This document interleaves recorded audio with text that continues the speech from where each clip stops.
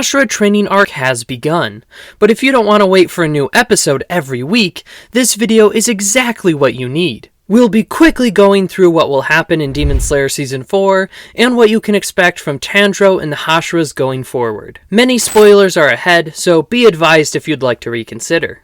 We've already seen how the Hashira Training Arc sets the stage for a much bigger confrontation with the demons.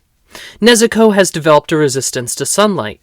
Tanjiro is seen recovering from the Swordsmith Village incident, whereas Inosuke and Zenitsu have returned from their secret missions. At the Ubuyashiki mansion, Muchiro and Mitsuri reveal to the Hashiras the conditions needed to manifest the Demon Slayer marks. And leadership settles on conducting a Hashira training camp for the entire Corps before they commence the assault on Muzan. That's just the first episode in a nutshell. If you want the entire recap, you can check out the link popping up on your screens now. As for what comes next in Demon Slayer Season 4, you can see in Episode 2 that the Water Hashira Giyu is the center of discussions. While every Hashira has agreed to train the Corps, Giyu is the only one who declines to participate.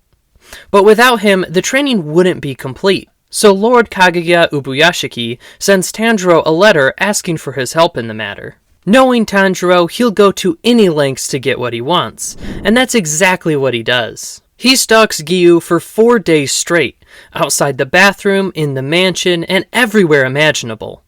At last, Giyu gives in and spills the beans on what's got him so depressed. It's the death of his older sister, Tsutako Tomioka, and his childhood friend, Sabato. He blames himself for what happened to them, and if Sabato hadn't sacrificed his life to save him, Sabato would have become the Water Hashira. Giyu doesn't think himself worthy to take up the mantle of the Water Hashira, and that's why he's been so distant. But with his feelings out in the open, Tanjiro helps Giyu recall an important memory of what Sabato would have to say to him if he were still alive. With that, Tanjiro seemed to have flicked a switch inside Giyu, getting him finally on board for training with the other Hashiras. But before that, let there be a cold soba eating contest between the two. At the same time, Shinobu is going to be seen opening up about her past to Kanao, how her sister died at the hands of an upper moon, and how she plans on avenging her. However, taking down the upper moon to Doma won't be all that easy. Giyu and Shinobu's plot threads will still play a miniature role in the Hashira training. The main focus of this arc is basically getting you, the viewer, emotionally invested, and at the same time see Tanjiro, Zenitsu, and Inosuke improve their skills. Demon Slayer Season 4 is a little different in that way, since it's more about character development rather than killing demons, something which we've been conditioned to till this point. The crux of Demon Slayer Season 4 will be about Tanjiro training with all active Hashiras and the retired Sound Hashira Tengen, one after the other. He and everyone else participating will be allowed to proceed to the next Hashira Master only if they manage to complete each training's objectives. And with that, the first one Tanjiro undertakes will be Tengen's training camp. It'll be stamina training as the name implies. Tengen will work everyone, especially Tanjiro's cardio, to its core, making them run laps all day, every day, until he sees fit. But Tanjiro has come far since the Entertainment District arc, and he is then seen passing Tengen's training with flying colors in just 10 days in the manga. After that, Tanjiro will move on to Muchiro's rapid movement training. Unlike the cold Muchiro at the beginning of the Swordsmith Village arc, this time around he'll be quite happy to see Tanjiro.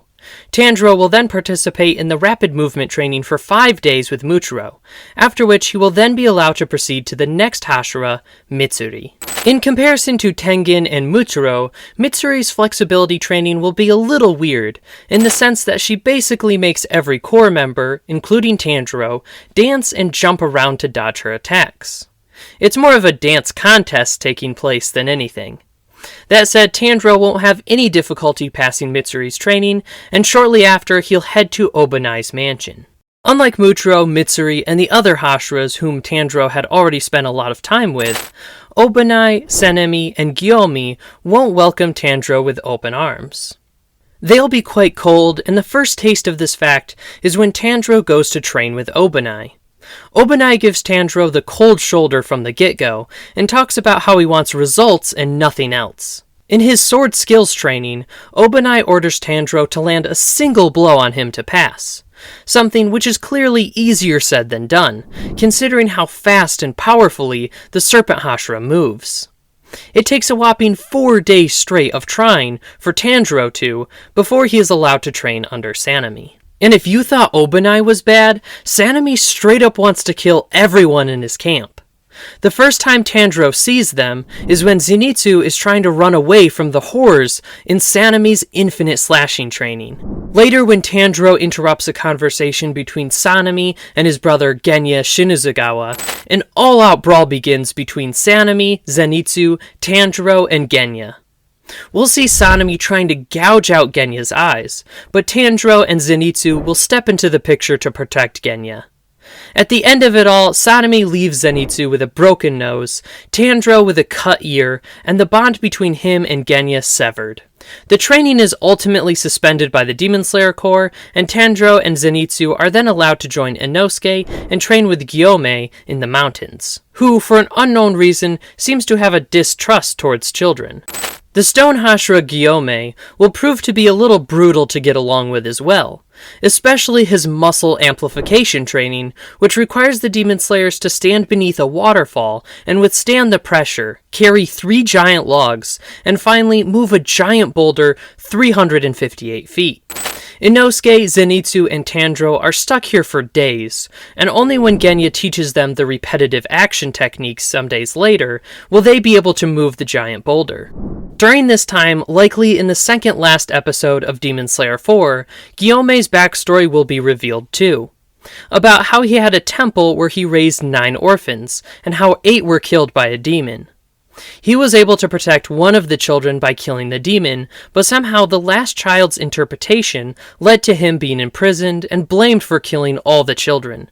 That's when Lord Ubuyashiki intervened and saved Gyomei, and the rest of it is history.